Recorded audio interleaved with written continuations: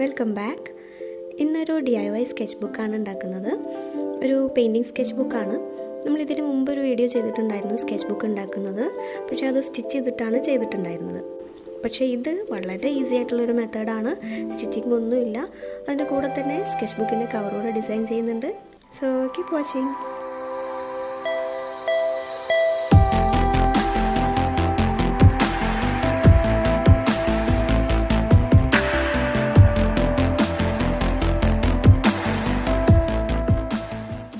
ഇത് hand made പേപ്പറാണ്. ഒരു 2x3 ഫീറ്റ് സൈസിലുള്ളൊരു ഷീറ്റായിട്ടാണ് ഇത് കിട്ടുക, റോൾ ചെയ്തിട്ട്. അപ്പോൾ അതിനെയാണ് നമ്മൾ സ്കെച്ച് ബുക്കാക്കി മാറ്റാൻ പോകുന്നത്. നമുക്ക് ആവശ്യമുള്ള സൈസിൽ ഇതിന് മുറിച്ചെടുക്കാം. ഞാനൊരു A5 സൈസിലുള്ള പീസസ് ആയിട്ടാണ് മുറിച്ചെടുക്കുന്നത്.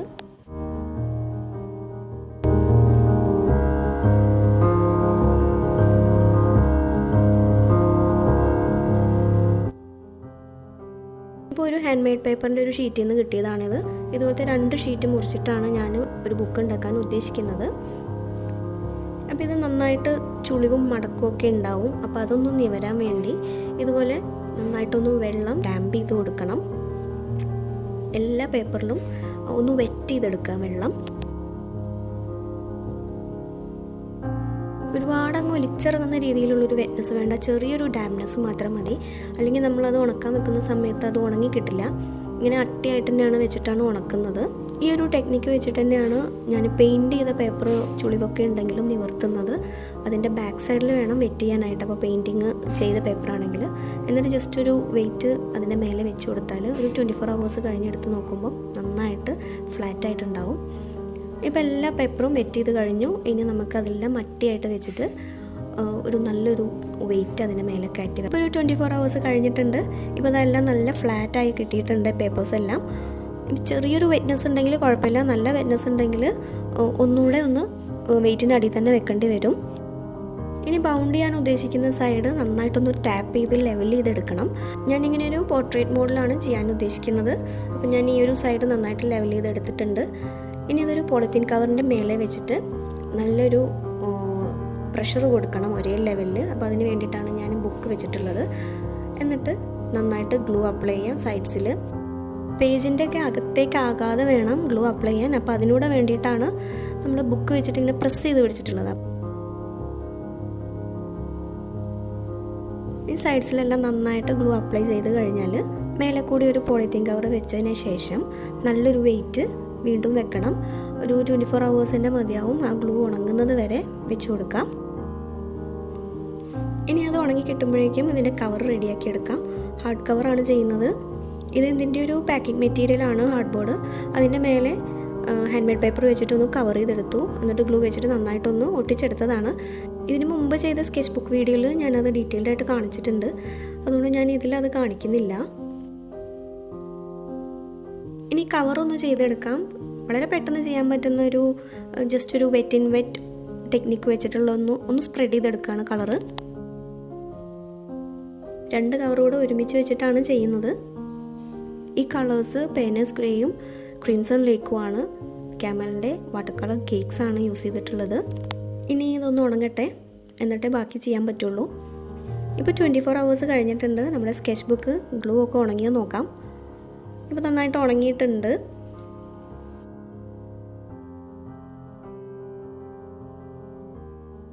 ഇപ്പോൾ ഇത് നിവർത്തുമ്പോൾ കണ്ടോ, നല്ല ഫ്ലാറ്റായിട്ട് നിൽക്കുന്നുണ്ട്. ഉള്ളിലേക്കൊന്നും ഗ്ലൂ ഒന്നും കയറിയിട്ടില്ല.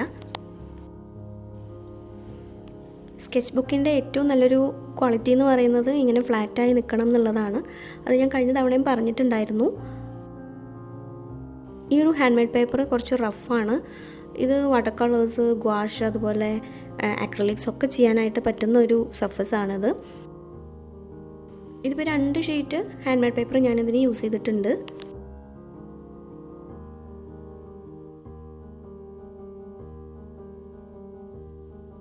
കവറിൽ പെയിൻറ്റ് ചെയ്തത് ഉണങ്ങിയിട്ടുണ്ട്. ഇനി കവർ വെച്ച് കൊടുക്കാം.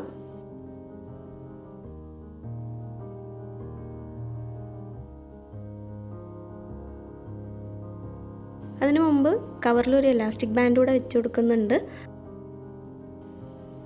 അതുകൂടെ ചെയ്യാം. അപ്പോൾ അതിന് വേണ്ടി എലാസ്റ്റിക്കിൻ്റെ അതേ സൈസിൽ നമ്മൾ അവിടെ ഒരു ഹോൾ ഉണ്ടാക്കണം, ചെറിയൊരു ഹോള്.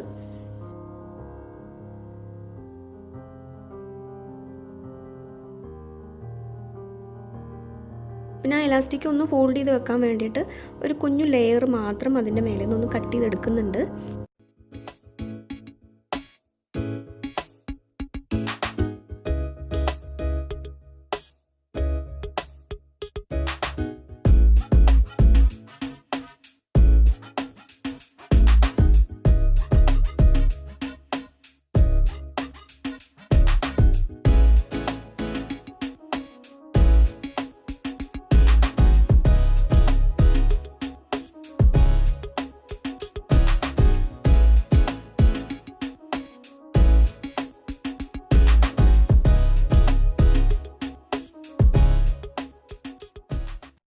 ഇലാസ്റ്റിക്കിനെ ബുക്കിൻ്റെ മേലെ കൂടെ റാപ്പ് ചെയ്തെടുക്കാൻ പറ്റുന്ന രീതിയിൽ അളന്നെടുത്തിട്ട് മുറിച്ചെടുക്കാം.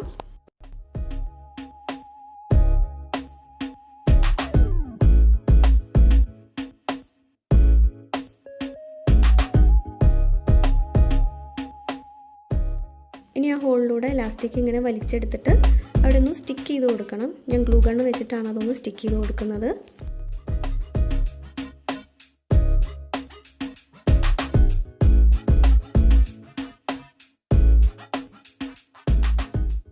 ഇനി ഈ കവറ് സ്കെച്ച് ബുക്കിൻ്റെ ഫസ്റ്റ് പേജിൽ ഗ്ലൂ വെച്ചിട്ട് ഒട്ടിച്ചു കൊടുക്കുകയാണ്.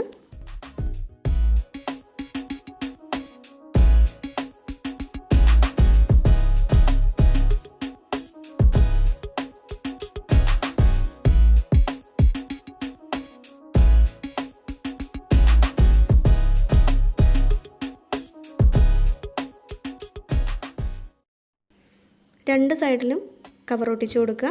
എലാസ്റ്റിക് വരുന്ന കവർ ബാക്ക് സൈഡിൽ വേണം വെക്കാനായിട്ട്.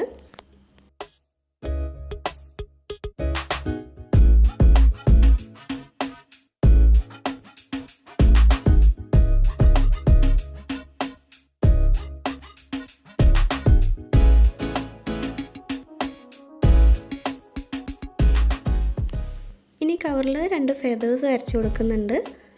സെയിം കളേഴ്സ് വെച്ചിട്ട് തന്നെയാണ് വരക്കുന്നത്.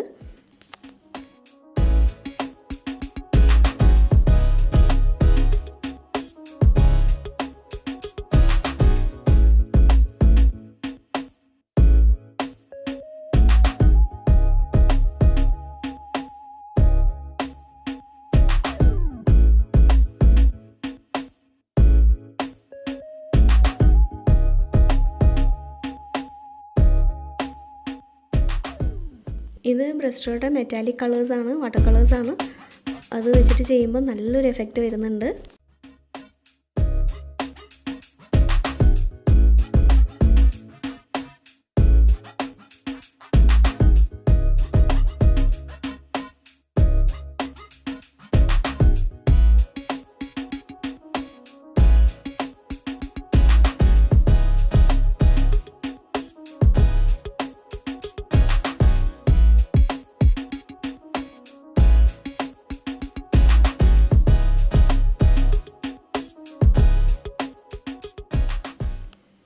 അപ്പോൾ അതാ നമ്മുടെ സ്കെച്ച് ബുക്ക് റെഡി ആയിട്ടുണ്ട്.